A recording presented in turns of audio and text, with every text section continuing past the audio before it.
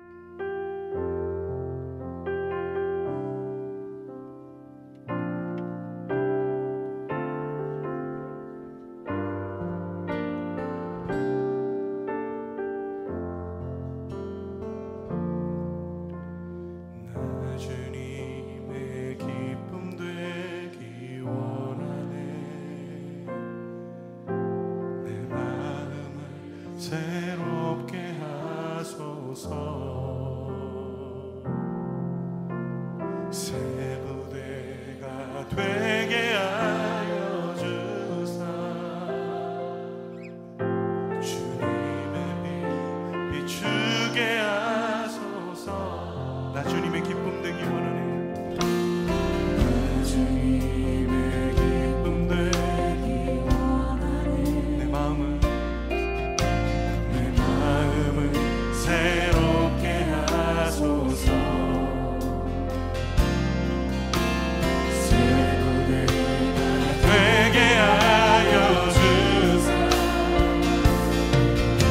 주님의 빛 비추게 하소서. 내가 원하는 한 가지 주님의 기쁨이 되는 것. 내가 원하는 한 가지 주님의 기쁨이 되는 것. 겸손히 내 마음 드립니다.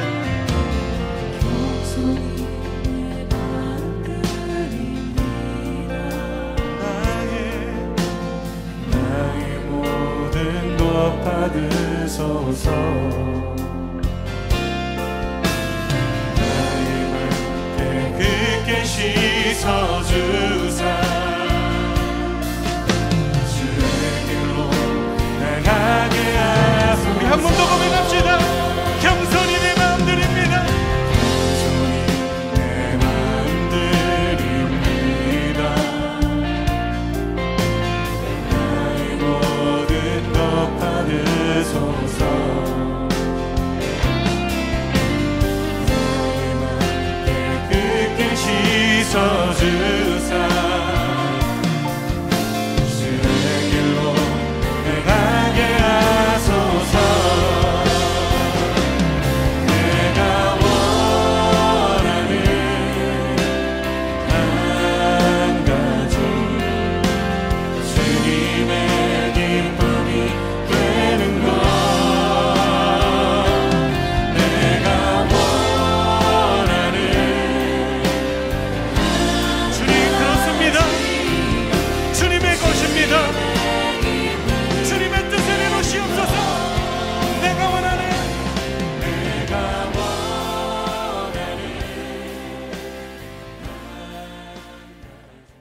예수께서 예루살렘으로 가실 때 사마리아와 갈릴리 사이로 지나가시다가 한 마을에 들어가시니 나병 환자 10명이 예수를 만나 멀리 서서 소리를 높여 이르되 예수 선생님이여, 우리를 불쌍히 여기소서. 보시고 이르시되 가서 제사장들에게 너희 몸을 보이라.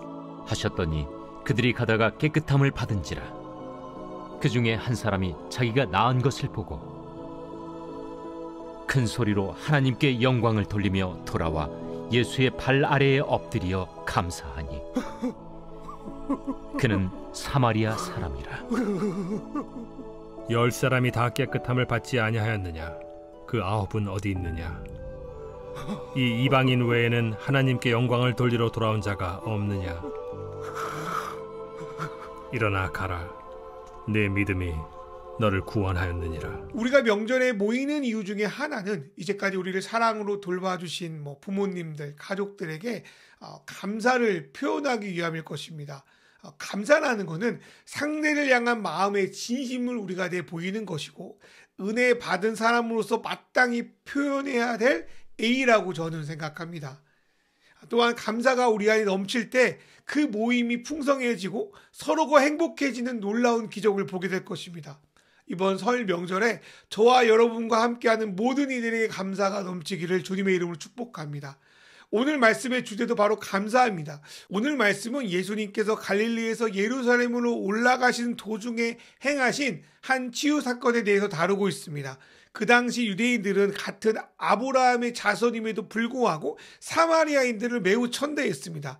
그래서 갈릴리에서 예루살렘에 예배하러 올라갈 때마다 사마리아를 통과해서 걸어가는 게 더 가까움에도 불구하고 일부러 빙빙 돌아가는 것을 선호했습니다. 유대인들이 그렇게 사마리아를 무서워하는데 사마리아인들이 유대인을 싫어하는 것은 당연한 일이었습니다. 그런데 이 두 집단이 모두 거부하는 일이 있었는데 그것은 바로 나병 환자들이었습니다.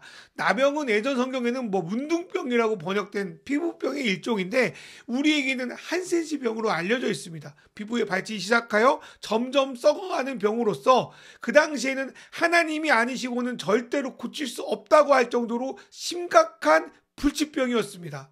그래서 구약시대 때부터 이 나병에 걸리면 부정한 자, 더러운 자로 취급되어서 깨끗하게 나아서 제사장에게 너 다 나았다고 인정을 받기 전까지는 공동체에서 쫓겨나서 일반 사람들과 접촉하지 못하고 숨어 지내했습니다. 그렇게 되니까요, 결국 나병이 걸린 이들끼리 함께 살아갈 수밖에 없었습니다. 요즘이야 뭐 개인적인 주의를 갖고 있어서 나 혼자 살아도 괜찮아 뭐 그런 사고들이 많이 있으신데, 그 당시에는 자신이 속한 시족, 그 마을 공동체에 쫓겨나면 더 이상 발 붙일 곳이 없었고 아무것도 못하는 상황으로 내몰리게 되었습니다.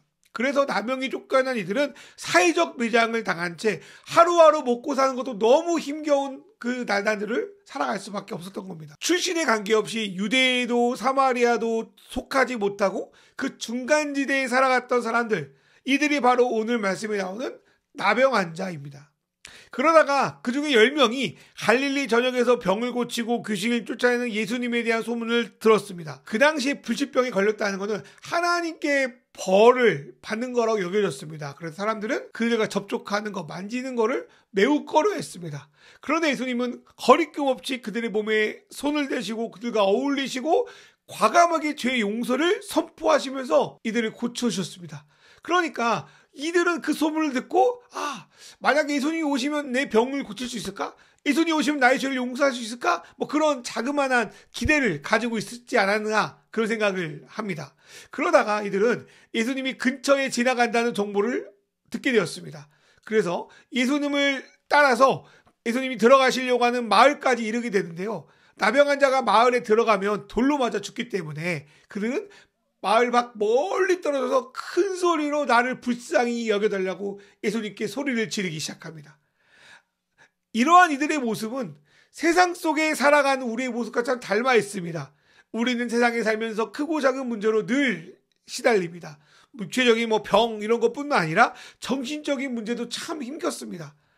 그러나 나병 환자들이 유대와 사마리아 어느 쪽에도 제대로 도움을 요청할 수 없었던 것처럼 우리도 우리 주변에 어떠한 도움도 청하지 못할 경우도 참 많습니다. 혹시 누군가가 우리를 도와준다 하더라도 그들 모두 우리의 근본적인 문제를 해결할 수 없는 거 우리가 참 잘 알고 있습니다. 그럴 때 우리가 소망하고 바라봐야 할 거는 예수님밖에 없습니다. 10명의 나병 환자들이 예수님께 애타게 소리 지른 것처럼 우리 역시 힘들고 어려운 상황 가운데 있을 때, 해결할 방법이 없을 때 간절히 주님께서 우리를 긍휼히 여겨주시기를 요청할 수밖에 없습니다. 예수님께서 이들의 간절한 예침에 응답하신 것처럼 저와 여러분이 주님께 올려드리는 시급한 기도, 그 간절한 기도가 주 안에서 온전히 응답되기를 주님의 이름으로 축원합니다. 그런데 예수님께서 우리의 간절한 외침에 응답하신 것이 우리가 신앙을 갖게 되는 궁극적인 목적이 될 수는 없습니다. 지금 내가 겪고 있는 문제가 해결되는 것이 우리 인생의 근본적인 문제가 해결되는 것은 아니기 때문입니다. 우리는 그것을 오늘 말씀에서 살펴볼 수 있습니다. 예수님은요, 이들의 외침을 들으시고 야, 가서 제사장에게 너희 몸을 보여라 라고 말씀하십니다. 이렇게 예수님이 말씀하신 것은 구약의 율법과 관련이 있는데요, 레위기 14장에 보니까 나병 환자의 몸이 낫게 되면 제사장에게 가서 나았다는 확인을 받고 정결 예식을 거친 후에야 다시 공동체에 들어갈 수 있었습니다. 그래서 나병같이 공동체에 쫓겨나는 병에 걸린 이들은 몸이 아픈 것도 힘들지만 사랑하는 가족을 보지 못하고 자기의 정체성의 기반을 상실한 것이 더 큰 고통일 겁니다. 그런데 예수님께서 제사장에게 이들의 몸을 보이라고 한 것은 너희 병이 치료될 것이니 나를 믿고 제사장에 가서 너희의 문제, 너희의 정체성을 회복해라 라는 의미를 담고 있습니다. 그런데 예수님이 여타의 다른 치유처럼 그 자리에서 즉시 치유하지 않으시고 믿음으로 제사장에 가서 그 몸을 보이라는 요청을 하십니다. 이거는 열왕기하에서 나병을 치유하러 온 적국의 장군 나아만에게 엘리사가 요구한 것과 참 비슷하게 닮아 있습니다. 물론 엘리사가 요단강에서 7번 씻으라고 했던 요구에 비해서 예수님의 요구는 매우 가볍게 보이긴 합니다. 그러나 병이 제대로 낫지도 않은 상태에서 무리하게 제사장에게 자기의 몸을 보였다가 해코지 당할지도 모르는 터라 꽤 부담스러웠던 명령이면 틀림없습니다. 그런데 이들이요, 제사장에게 가는 도중에 그동안 자기를 육체적으로나 정신적으로나 괴롭혔던 나병이 치유되었음을 보게 됩니다. 만약 성경 말씀이 14절까지만 기록되어 있다면 예수님 말씀대로 행하였더니 병이 치유되었다, 우리도 그렇게 말씀대로 행하자, 이렇게 결론 낼 수도 있을 것 같습니다. 그런데 문제는 치유된 이후에 벌어집니다. 10명의 나병 환자의 의견은 야, 이대로 제사장에게 찾아가야 되는가? 아니면은 가던 걸음을 멈추고 우리를 치유해 주신 예수님께 나아가 감사를 드려야 되는가? 두 가지로 나누게 됩니다. 그러다가요, 9명은 그대로 제사장을 만나러 가버리고 오직 한 명만 예수께 돌아와 그분께 감사를 드립니다. 예수님께 돌아오지 않은 9명의 사람들, 우리가 어떻게 봐야 될까요? 어떻게 보면 이 사람들은 앞서서 제사장에 가라고 했던 예수님의 말씀을 끝까지 지키는 것처럼 보이기도 합니다. 그러나 누가복음 17장 17절에서 10사람 모두 깨끗함을 받았는데 나머지 9명은 어디 있느냐라는 예수님의 말씀을 통하여 본다면 이들 9명은 예수님 이전의 말씀에 순종하려고 안 온 것이 아니라는 것을 우리가 쉽게 알 수 있습니다. 그렇다면 이들이 예수님께 돌아오지 않은 속내는 무엇이었을까요? 자기가 어려울 때는 예수님께 간절히 나아갑니다. 그 열망 때문에 언뜻 납득이 안 되는 요구도 기꺼이 순종합니다. 하지만 자신이 필요한 것을 다 얻고 나서는 예수님마저도 과감히 버릴 수 있는 사람들이 바로 그들이었습니다. 이들에 있어서 예수님은 자신의 병을 치유하신 도구 그 이상도 그 이하도 아니었고 그 문제가 해결되면 이제는 자기 맘대로 자기 원하는 대로 살아가는 삶으로 돌아가 버리는 것이죠.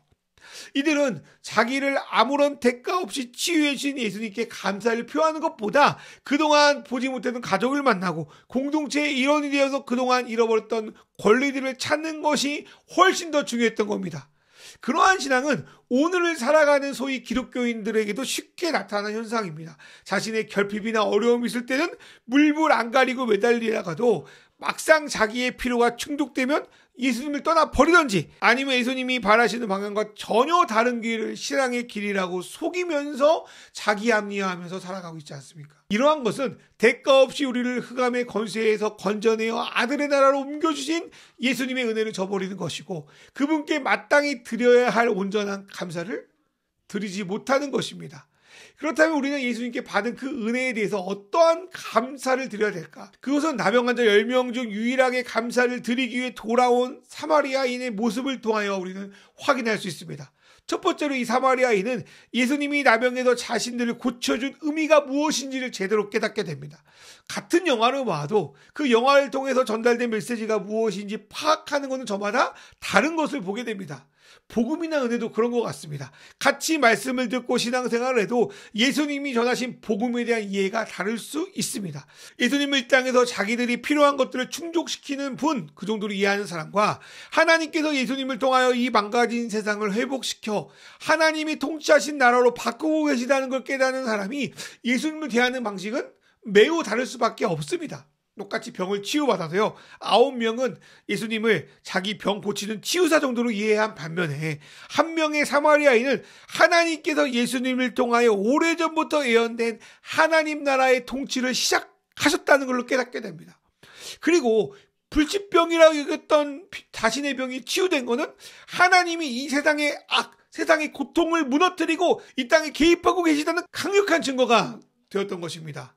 이 놀라운 사실을 깨달은 사마리아인은 자신의 병이 치유한 것도 참 기뻤겠죠. 그러나 그보다는 하나님께서 예수님을 통해 하시고 있는 일에 대해서 우와 하나님이 지금 일을 시작하셨구나 라고 영광을 돌릴 수밖에 없었던 것입니다. 이것은 단순히 예수님을 통하여 자신이 당면한 문제만을 해결하려고 했던 사람들과 완전히 다른 반응이었고 이것은 하나님께 드리는 온전한 감사가 되었던 겁니다. 예전에 제가 어느 작가의 인터뷰를 본 적이 있었는데요. 그 사회 하시는 분의 질문 중에 하나가 독자들에게 가장 고마운 것이 무엇인가? 라는 것을 질문했는데요. 이 작가는요, 자기의 책을 많이 팔아주고 좋아해 주는 것도 참 좋지만 그보다는 자기가 작품을 통해서 어떤 메시지를 전달하고 했는지를 독자들이 그걸 이해하고 말해줄 때 그게 참 기쁘다라는 말을 하더라고요. 저는 이 인터뷰를 보면서 하나님도 그러지 않을까라는 생각을 했습니다. 우리가 성경을 통해 그분이 이 땅에 전하신 메시지가 어떤 의미인지를 파악하는 것 자체가 하나님께 기쁨이겠구나. 그 아들 예수를 이 땅에 보내신 진정한 목적이 무엇인지를 우리가 깨닫는 것이 하나님께 참 기쁨이겠구나. 그리고 그것이 하나님께 우리가 드릴 수 있는 최고의 감사겠구나 라고 말입니다. 오늘도 우리가 성경을 보면서 예수를 묵상하면서 하나님이 우리에게 전하신 메시지가 무엇인지 잘 깨달아서 그분께 온전한 감사를 드리는 저와 여러분 됐으면 좋겠습니다. 두 번째로 우리가 하나님께 드릴 수 있는 감사는 예수님께 온전히 돌이키는 겁니다. 성경에서는 하나님께서 인간을 떠나신 이유가 바로 죄 때문이라고 말씀하고 있습니다. 이거는 사람 사이에도 마찬가지지 않아요? 얼마 전까지 그렇게 죽고 못 살았던 사람들이 서로 의존하고 지내는 이유는 서로를 실망시켰던지 거짓말을 했던지 같은 죄 때문입니다. 그런데 죄는요, 쌍방간의 문제이기 때문에 어느 한쪽이 해결할 의지를 갖고 있다고 하더라도 해결될 수 있는 건 아닙니다. 또한 인간은 온 우주를 창조하신 하나님을 배신했기에 감히 용서해달라는 말조차도 꺼낼 수 없는 그런 상황이었습니다. 그리고 오늘 말씀에서 예수님께 돌아온 사람은 사마리아인이었습니다. 유대인들은 사마리아인들을 가리켜서 죄인 중에 죄인, 하나님의 용서를 절대로 받을 수 없는 자로 여기며 무시했습니다. 그래서 메시아가 오시는 그날에 유대인인 자신들은 하나님 나라에 들어갈 수 있지만 사마리아인은 영원한 죄인으로 머물 거라는 생각도 가지고 있었습니다. 더구나 그 당시 천형이라고 여겼던 나병까지 걸렸으니 자신은 도저히 하나님께 용서받을 수 없는 존재라고 이 사마리아인은 그동안 생각했을 겁니다. 그러나 놀랍게도 예수님은 유대인뿐만 아니라 사마리아인 자신의 나병까지도 고쳐주셨습니다. 이거는 하나님께서 사마리아인자 나병 환자였던 자신을 용서하실 것이라는 강력한 메시지였습니다. 그래서 예수님은 병을 고치실 때 단순히 병만 고치지 않으시고 죄를 사하 용서하시겠다는 말씀도 함께 하신 겁니다. 이 말씀의 뜻이 무엇인지 알게 된 사람의 최선이 무엇입니까? 돌이키는 겁니다. 솔직하게 엄청나게 큰 죄를 지으면 용서해달라는 말조차 꺼내기 무섭고 그래서 도망치고 숨습니다. 그런데 하나님께서, 우리 아버지께서 우리를 용서해 주시고 그분의 나라에 드리겠다고 하신다면 어떻게 반응해야 됩니까? 절대 그럴 리가 없어 라고 도망가야 됩니까? 그게 진짜 감사합니까? 그게 최선입니까? 아니죠. 하나님이 날 용서하시겠다고. 그러면 나도 돌아가서 그 하나님의 놀라운 용서의 선물을 받아야지. 그게 하나님께 드리는 온전한 감사가 되는 것입니다. 사랑하는 여러분, 여러분이 하나님의 은혜를 알았다면, 하나님이 여러분을 용서해 준다는 그 복음을 들었다면 우리는 그 가던 길을 멈추고 그분을 향하여 우리의 몸과 마음을 돌이켜야 됩니다. 내가 이제까지 잘못 알고 행하였던 것들 지금 멈춰야 됩니다. 또 주님이 원하시고 말하시는 선한 길로 우리의 한 걸음을 내디뎌야 됩니다. 이것이 우리가 주님이 원하시는 방향으로 점점 자라나는 것, 바로 성장과 관련이 있는 겁니다. 회개는 성장입니다. 자녀의 성장이 부모에게 큰 기쁨이 되는 것처럼 아버지의 뜻으로 돌이켜 나아가는 저와 여러분의 한 걸음이 하나님께 큰 기쁨이 되는 것입니다. 누가복음 15장의 그 탕자 아들이 자신의 잘못을 깨닫고 아버지 집에 돌아왔을 때 아버지 하나님은 어떻게 하시죠? 아버지 하나님은 그 아들을 향해서 그냥 뛰어가서 안으시지 않습니까? 이렇게 우리가 하나님께 돌아간다는 것이 놀라운 기쁨과 감사를 안겨주십니다. 그렇게 우리가 돌이켜 하나님 쪽으로 행한다는 것이 하나님께 감사가 될 수 있음을 기억하며 자꾸 넘어지는 실패를 두려워하지 말고 계속 그분을 향하여 한 걸음 한 걸음 나아가며 감사를 드리는 저와 여러분 되기를 주님의 이름으로 축원합니다. 세 번째로 우리가 드릴 수 있는 온전한 감사는 바로 주님을 예배하는 것입니다. 사마리아인이 주님께 돌아와 한 거는 바로 예수님 발 앞에 엎드리는 것이었습니다. 이거는 예수님을 통하여 일하시는 하나님을 경배하는 것뿐 아니라 그 아들 예수님을 예배하는 것이었습니다. 우리를 창조하실 뿐만 아니라 우리의 죄를 위하여 깨어진 세상에 오셔서 우리를 하나님 백성으로 회복시키고 다시 하나님과의 교제를 회복하게 하신 그 예수 그리스도를 예배하는 것은 너무나도 당연한 일입니다. 사랑하는 마신교회 성도 여러분, 여러분의 예배가 하나님께 드리는 온전한 감사로 드려지기를 주님의 이름으로 축원합니다. 예배는 하나님을 찬양하며 그분을 높여드리는 겁니다. 그런데 하나님을 찬양하라는 뜻을 갖고 있는 유대인들은 매번 제사를 드리고 하나님을 예배한다고 하지만 실제 그들은 예수님께 돌아와서 그를 예배하지 않았습니다. 그러나 조건이나 상황이 전혀 맞지 않은 이 사마리아인 같은 이들이 주님께 은혜로 나올 때 예수님은 그 은혜를 받아주셨습니다. 예배는 하나님의 하나님 되심을 인정하는 것이자 우리가 그분의 가족이 되었다는 강력한 증거입니다. 결혼하기 전에는 명절에 남편이나 아내의 집에 갈 일이 없습니다. 그러나 결혼하게 되면 어머님, 아버님 그렇게 부르면서 그 집을 찾아갈 수밖에 없습니다. 왜 그럽니까? 결혼을 통하여 이전에 관계없던 사람들이 우리의 가족이 되었기 때문입니다. 신앙도 마찬가지입니다. 예수를 영접한 것은 예수님과 결혼한 것과 마찬가지입니다. 그렇게 전혀 이어질 수 없는 그 하나님을 아버지라 감히 부르면서 그분을 만나 교제할 수 있게 된 것입니다. 그것이 바로 예배이며 우리가 누릴 수 있는 최고의 특권입니다. 하나님은 이 놀라운 특권을 장소, 시간, 방식에 상관없이 그리스도를 통해 베푸신 은혜를 알고 그분께 돌이킨 모든 이들에게 허락하셨습니다. 그런 우리가 영과 진리로, 쉽게 말해서 주님의 영이신 성령께서 우리 가운데 임하신다는 것을 믿고 다른 말이 아닌 예수님께서 우리에게 주신 말씀에 근거하여 예배할 때 하나님은 그 예배를 받으신다는 겁니다. 이번 명절이 설 당일이라 평소처럼 예배할 수 없는 분들이 많을 겁니다. 그러나 어느 곳에 있던 어느 상황이든 영과 진리로 예배하며 우리가 하나님의 가족이구나라는 걸 확신하며 나아갈 때 하나님은 그 예배를 기뻐 받으실 겁니다. 이런 예배, 이런 감사가 저와 여러분의 예배 가운데, 저와 여러분의 삶 속에서 이루어지기를 주님의 이름으로 축원합니다. 예수님은요, 이렇게 주님의 치유에 대한 의미를 깨닫고 예수님께 돌아와 그분을 예배한 사마리아의 감사를 믿음으로 받아주셨습니다. 그리고 그런 그에게 구원을 선포하셨습니다. 병을 고침받은 그 9명에게 내 믿음이 너를 구원했다라고 말하는 것이 아니라 병을 고침받고 주님 앞에 나와 감사 예배를 드렸던 이 사마리아인 한 명에게 네가 믿음으로 구원을 받았다라고 선언하신 겁니다. 이 말씀은 그 사마리아인뿐 아니라 오늘날 예수님을 믿고 살아온 저와 여러분에 해당됩니다.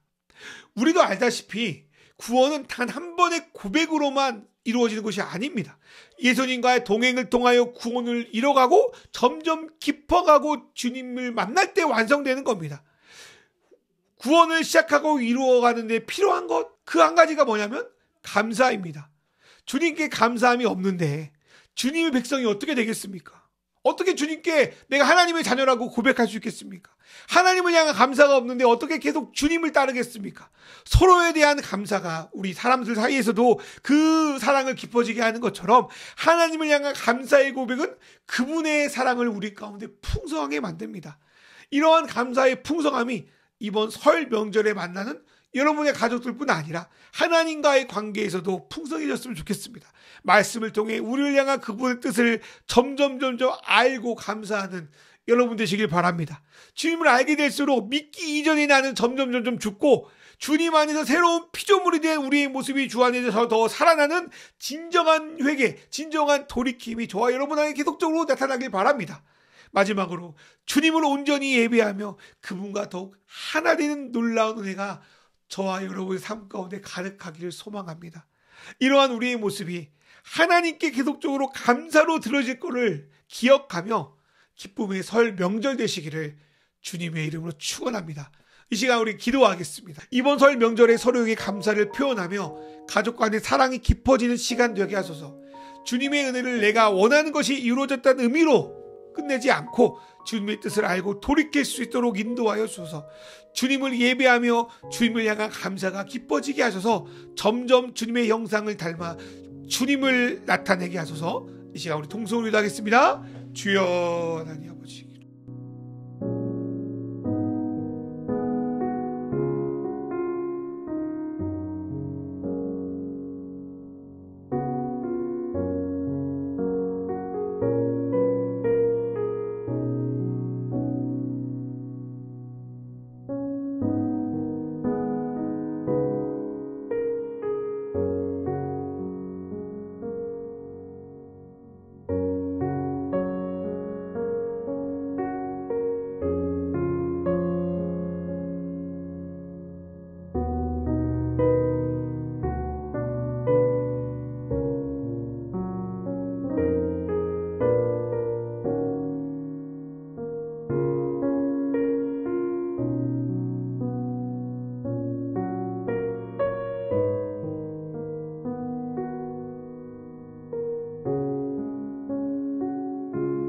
하나님 아버지, 우리에게 설 명절을 주셔서 사랑하는 가족들과 만나게 하심을 감사합니다.